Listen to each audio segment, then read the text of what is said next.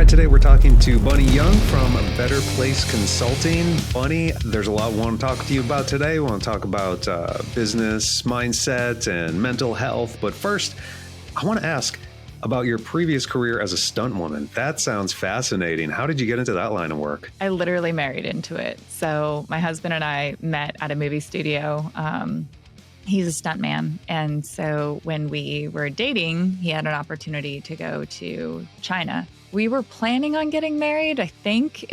However, he had said, you know, if you want to go to China with me, like, we have to be married in order to go together. And I'm still not entirely sure if that was true, but we got married and I went over to China to do the live action stunt show. And before we left, I was like, you know, I've had a company since I was 17. I've been working since I was really, really young. I don't really want to go over to China and not do anything for a year. So I talked the company, his stunt team, into giving me a position. And so I ended up spending the first year of marriage 4 or 5 times a day, lighting him on fire, throwing him off a building, punching him, and kissing another man and getting paid to do it. So it was a really exciting, interesting way to kick off our marriage.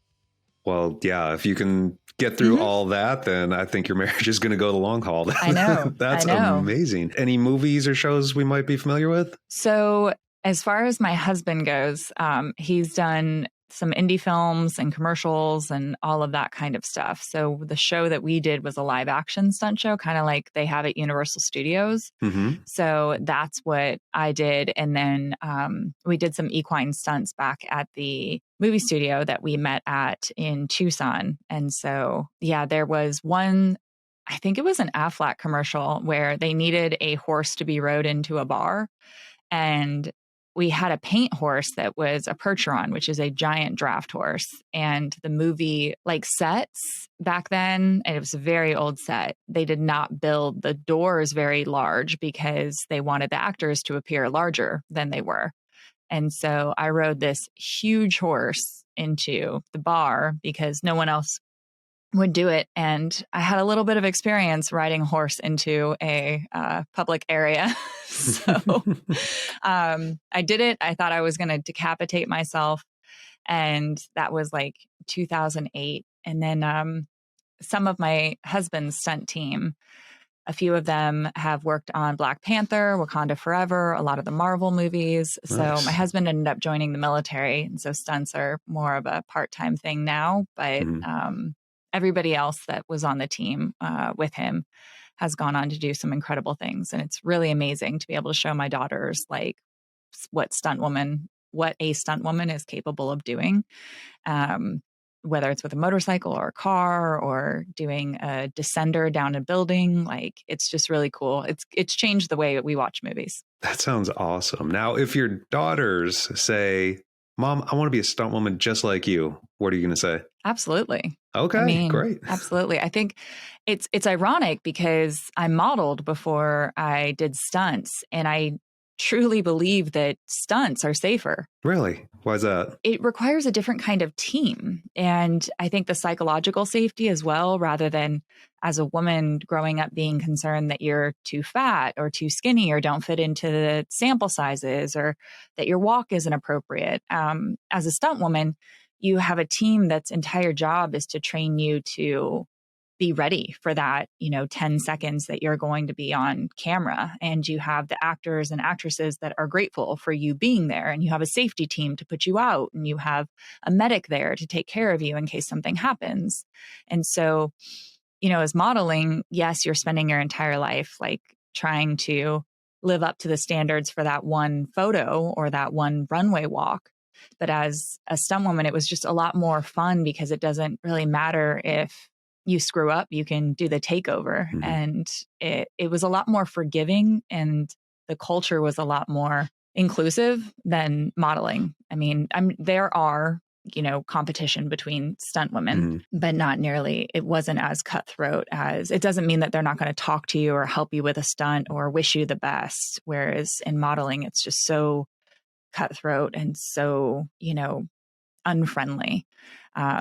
So I really did enjoy doing stunts. That's great. So How did you go from Stuntwoman to Businesswoman? Well, I was businesswoman prior to Stuntwoman as well. I'm a third generation entrepreneur. And so when I moved to Tucson, I started a swimming lesson company and a lifeguarding company just as like a part-time thing in between my classes to make some more money. And then I figured that when I wasn't available because of the classes, we would hire some people and they could go and do the classes. And then I ended up with this giant team and a fairly successful company. It was very successful, and I ended up being able to sell it when we left for China. And so while we were in China, I knew I wanted to go back to school and get my master's degree. And I found a program that specialized in equine therapy. And there was only 2 programs in the US that were doing this. And so I applied and got in. And so I knew I was going back to the States and not going to continue stunts. And I knew I was going to go and do, become a therapist. And the only thing I told my parents I never wanted to do when I grew up was be an entrepreneur. And so as I started doing therapy and working in child protective services, it's the business side of the system and the company that the inefficiencies continued to bother me. And so I ended up starting my own private practice as a therapist. And all of these other people that graduated and went to school with me are struggling to, run a business as a therapist. But that came supernatural to me. It was super organic. I didn't understand. And it's laughable now for me, but like I didn't understand how people didn't know how to run a company because I was raised in it. I mean, from my grandparents to, my parents, and my mom's a really successful businesswoman. And so I was just kind of drawn to it. And then I got burnt out on doing therapy, and I felt like I really wasn't making an impact. And 80% of the patients that I was seeing, their stress came from their jobs. And so I ended up, through a random circumstance, getting introduced to an executive at a Fortune 50 company. And we brought him out to the ranch. We brought his team out to the ranch. And then he's like, I want somebody from our ranch experience to come out and work with us in Chicago. And I was like, well, I'm a therapist. And my mentor was like, can you hold a safe space for transformation? I'm like, yeah, that's what I went to school for. And I think that's the point, is like our really linear thinking to think that we need permission to like be ourselves and to step into our power. And so because it wasn't what I went to school for, even though it's power that I had, even though it's value I could bring, I didn't feel like I had the permission to do it. And that's where I ended up being a business consultant, which is funny because in corporate consulting, like anything and anyone can be a business consultant. And that rolled into more of the intimate coaching and executive coaching and now entrepreneur coaching. And so in our company, we have an entire corporate division that works on mental health in the workplace and how to bring your whole self to work and psychological safety and culture in organizations. And then we have the entrepreneur side that's how to grow a business while not sacrificing time with your family or your sanity. That's great. Wonderful point there about not asking permission. Or just so many people think, well, you can't do this unless you get this degree, like a piece of paper, which is your only path into a profession that you want to take on. But really, it's your life experience. And there are plenty of businesses and clients that don't care where you went to school. They want to see, can you do the work?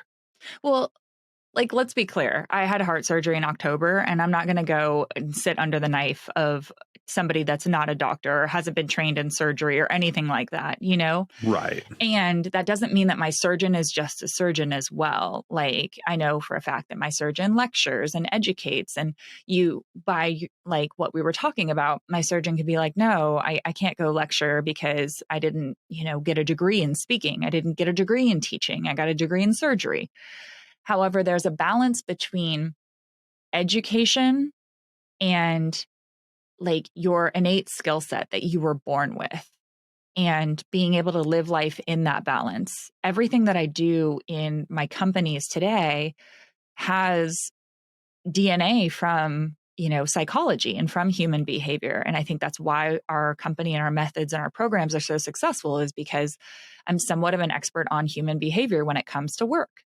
And that came from growing up in it, but I understood it more from getting a degree in psychology and really studying neural pathways and synapses and all of those kinds of things. And even as a therapist, you can go in a lot of different routes. And so I went with what was naturally curious to me and what I wanted to learn more of. I didn't specialize in like school counseling. And it was kind of funny because I ended up doing a lot of work in addiction, but it was the brain's relationship with addiction that was fascinating to me, not just the substance abuse and not just getting sober, but it was like, okay, you received the stimuli and your previous response to the stimuli is to use a substance.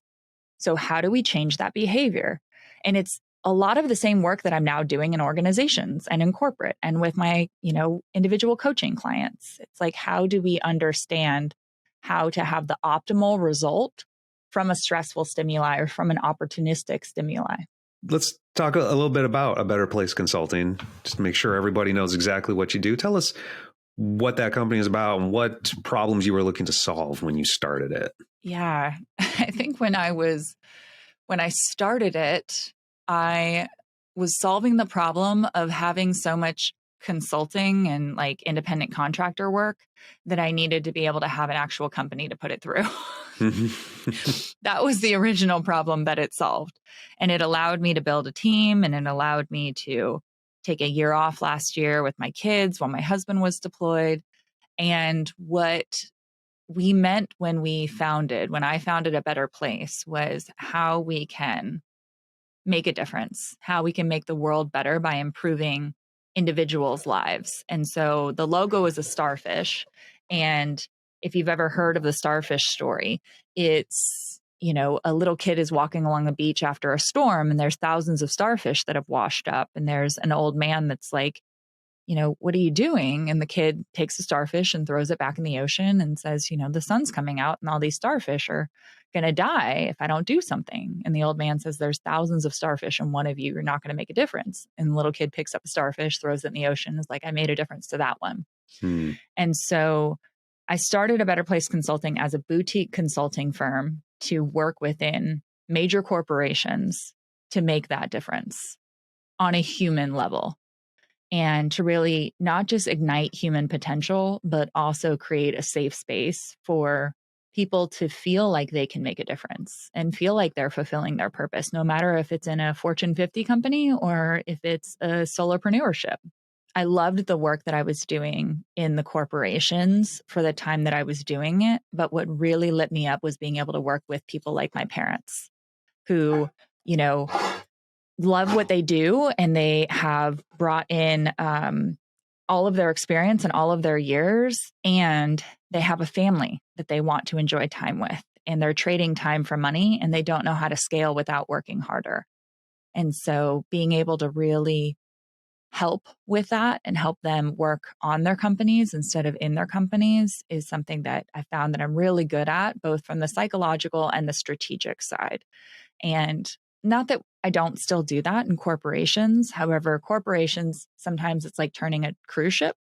Whereas, working with a small business that's doing $3 to $5 million, it's kind of like turning a jet ski. You can see the impact almost immediately. Great. What are some of the biggest challenges in terms of mindset that you're helping your clients overcome? Yeah, that's such a good question. I think the biggest mindset is that I have to work hard, right? That's how we make money, is that you have to work hard, and defining what that means.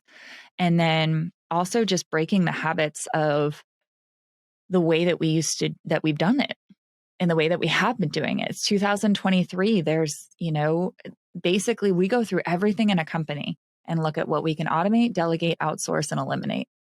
And from using the Pareto principle, which is 80% of our outcomes comes from 20% of our efforts, I could look at your calendar and eliminate 80% of what's on your calendar and still get the 20% of the results. And that's really hard for business owners and for corporations to accept. And yet it's true, but only 100% of the time. And so we continue to make it more efficient and more effective.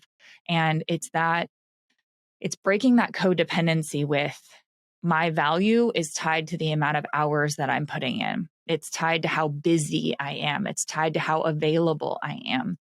And, we live in a world right now where we're wired for these short dopamine hits of notifications and emails. And, if I take your phone away, like, you're going to look for it. Most of the time, studies show within 8 seconds. Wow. Yeah. My husband had like a survival training school. And so he took his watch off. He took his like smartwatch off and put on just a regular watch. And I was driving him to the airport to drop him off for their survival school. And he's like, my wrist is still buzzing. And like, he's experiencing this phantom sensation because we've sensitized ourselves to this stimulation and results, just like Pavlov's dog. And so we're like, okay, somebody needs something. This is my value, and I'm going to give my time and that's not the way that you truly add value to this world. That's the road to burnout. And so that's probably the biggest mindset, is that self-care isn't selfish, and that taking care of you as the business owner, as the team member, as the supervisor, whatever position you have, is ultimately what's best for the company. And that's been really difficult in corporate to get them to understand. And because you may see a dip in productivity and in revenue for a second while you recover your team. But especially after what we've been through for the past 2.5 years, like, there's a lot of trauma to be able to work through. And that was something that, believe it or not, I am grateful to COVID for, is because it opened up this mental health in the workplace conversation that we weren't going to have before. It was like, oh, the workplace is not an appropriate place to talk about anxiety and depression. And it's like, well, over 80% of people are experiencing some form of anxiety and depression in the United States right now. And are 80% of Americans not working? No, they're working. So ergo, anxiety and depression is in your workplace and is impacting your products and your clients and your customer service. So if like any other, situation was impacting 80% of a workforce, if it was a parking lot, if it was a lack of pencils, if it was, like a door not working, you can be certain that the corporation would prioritize it and fix it. But because it's mental health, we're just not going to talk about it. And it's like, that's not working. Yeah, it's where we spend half of our waking hours. So yeah, maybe we should address those things. I think I can kind of guess, but I'll let you say it. What are your thoughts on the 40-hour work week? This has been a huge, I personally have probably spent over 250 hours consulting. My service dog wants to be on the podcast too. He's going to talk. I've probably spent over 250 hours just consulting on this, mainly around are we going to go back to working in the office, working remotely, or a hybrid model? And I wrote an entire book on working from home when the pandemic first came out, because this was a conversation that I just kept having with people. And rather than measuring the hours, what are the metrics that you want to measure as a company to move the needle? Because I guarantee it's not the hours. I guarantee it's not the hours. Even if you say, well, yeah, I've shown that when my team works 40 hours, we're more productive than when we work 20.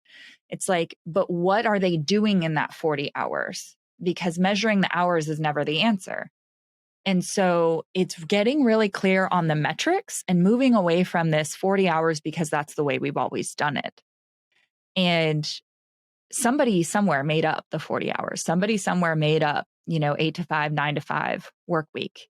And so we can make it up again. And if you think about it, we have several careers that are based around productivity and efficiency versus time. And so looking at that, we are able to measure like what actually moves the needle. And it's not butts and seats. And the most successful companies and corporations that we've been working with over the past year, as we've been transitioning back into making this decision that really took the time to get their staff involved, have come up with a hybrid situation based on metrics. And I had this conversation with a huge financial institution last week because they said, well, we are going to allow you to work from home 2 days a week, but you can't work back-to-back days. And I'm like, why? They were like, well, because then it's 2 days that you're out of the office. So? Yeah, but why? And they just didn't have an answer. And it was because somebody thought it would be better to, like, I understand if you want, for morale, if you want the majority of your team to be in the office a certain day together, then that's a communication, that's a conversation to have. Or if you're in a situation where you need, an X amount of staff members in the office per day, then you can kind of schedule around that. But to just draw a line in the sand and be like, well, because we said so. Yeah. Like that's not the mindset that's going to win. It really isn't, because you're going to have an issue with retention over the long haul. And we're in a season right now where people have options. People have, and even I've worked with 2 executives that went through the layoffs in the past 8 months with tech, and they're not having an issue finding a new position. And so, or I've worked with entrepreneurs, people that had side hustles that were in the layoff, and they're starting their own companies. And it's like people know that they're valuable at this point. They're waking up to it. And so if you're not willing to be flexible and you're not willing to take the pulse of your culture and the team that is serving ultimately your clients, you're probably going to miss out. Yeah, flexibility is such a huge selling point now because, as bad as the pandemic was, another good thing that happened was we proved that it can work in a lot of places. Now, 100% remote doesn't work for everybody, but we can find that balance and find what works for your staff without coming up with arbitrary rules like the 2 days in a row thing you said. Like, that doesn't move the needle. I know. I've been a part of these conversations where the question, like, one person looks to the other person in a conference room. It's like, well, what are you doing at your company? And they're like, well, here's what we did. All right, well, let's try that. Wait, what? Like, their company isn't your company. Their culture is not your culture. Their metrics aren't your metrics. Do you want me to keep going? And I really think it comes down to care, and it comes down to taking the time to really drop in to what is best for you. And this is also for entrepreneurs listening to be able to really get focused on, because I get messages from people that are like, working on, I have 5 companies at the moment. And so I have a different schedule, and people will be like, well, what do you use? And sometimes it's 1 day per company. Sometimes it's, right now I have a really excellent team supporting me. So I'm down to like 4 hours, maybe less, in a week that I'm actually needed to provide my input, provide my thought, show up and do a podcast interview.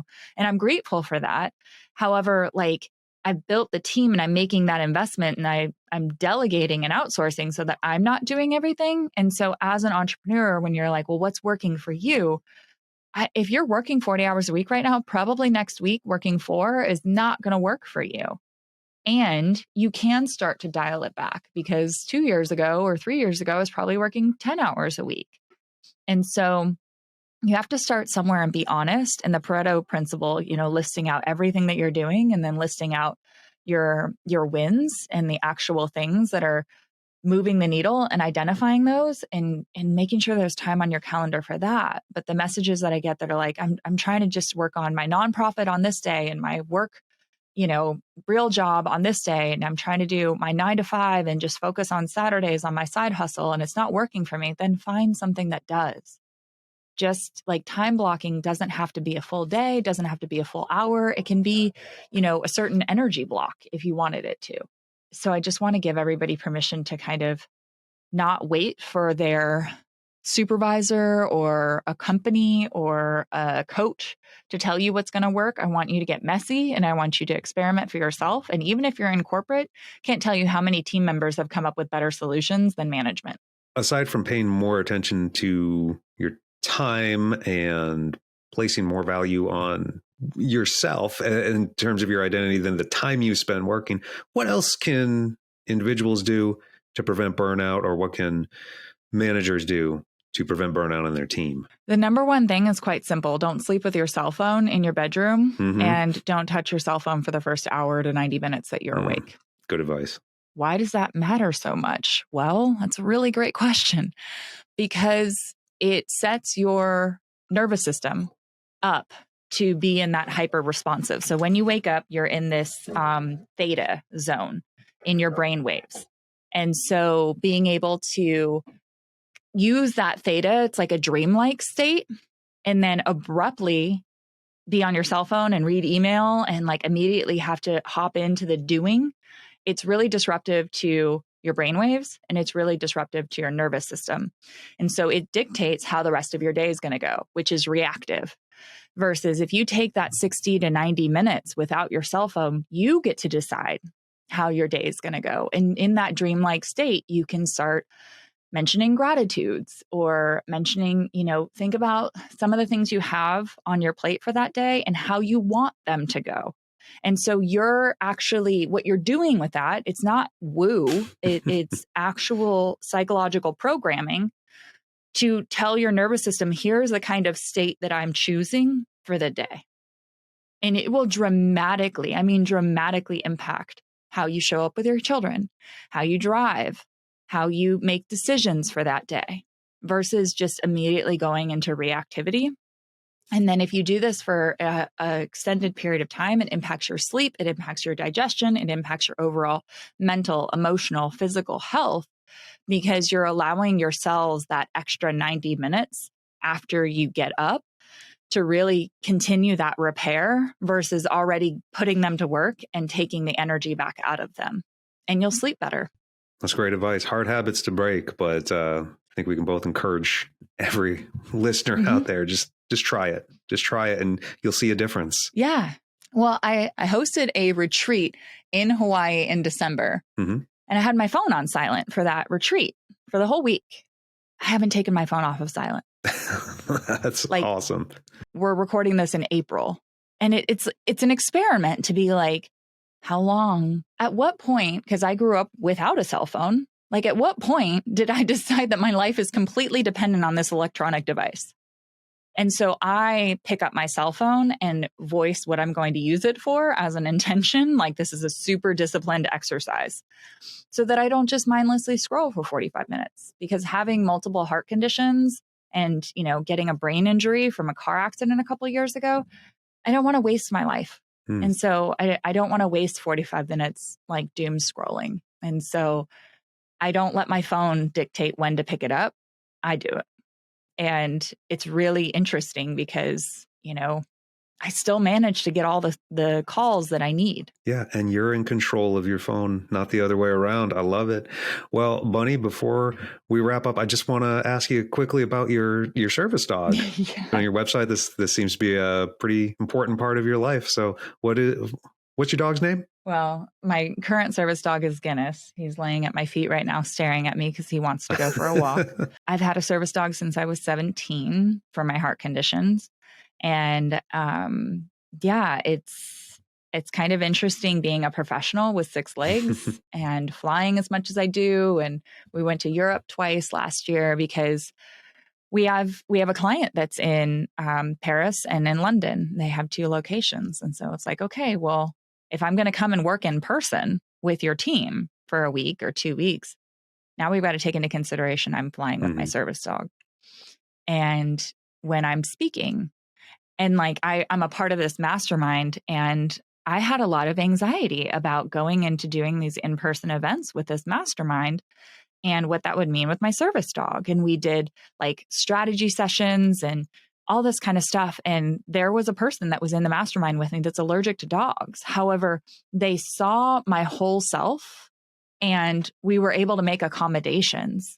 And so I'm living in this weird gray area right now of awareness where I had a service dog before it was cool to have a service dog. And in the last, I would say 5 years of flying, I've seen people that, openly tell me like, oh, I don't want to pay for my dog to fly. And so I just say he's a service dog, or we just do the paperwork. And I sit on a board of an international service animal awareness and education nonprofit. And, you know, we're heading to a time where we're going to be like Europe and Canada, where you need to have a card in order to have a verified service animal. But yeah, it's been really, really interesting. And he's a Great Dane. And so he's huge, he's massive. And so flying with him, I typically buy an extra seat. And so people will be like, well, you can't have an extra seat for your dog. I'm like, I can, because I've had people put their feet on him like he's a footrest. I've had people try to ride him like a horse. Like, What? and he's been, oh yeah, I could, we flew to LA. I'm originally from LA, right outside of Malibu. And I was flying back from LA with my husband. And there was a woman who did not believe that he was a service dog, to the point that she got so upset she was forcibly removed from the plane.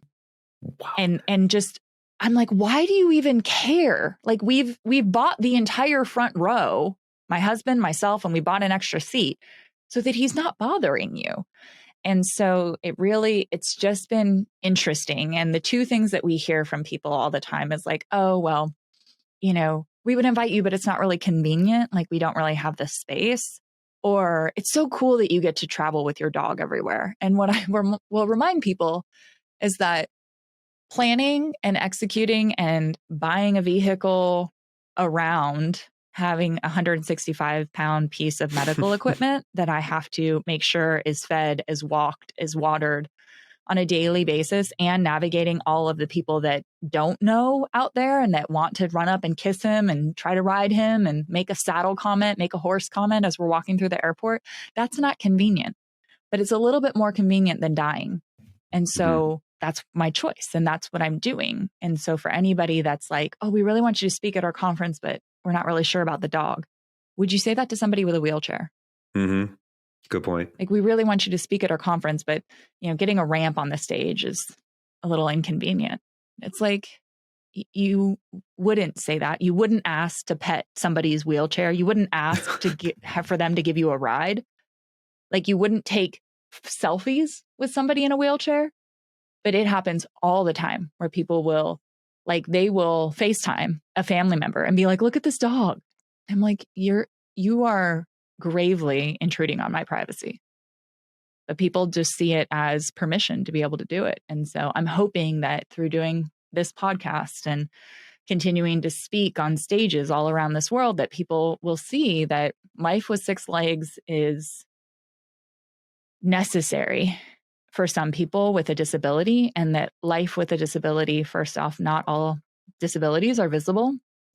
And, you know, a lot of people are living with invisible and visible disabilities.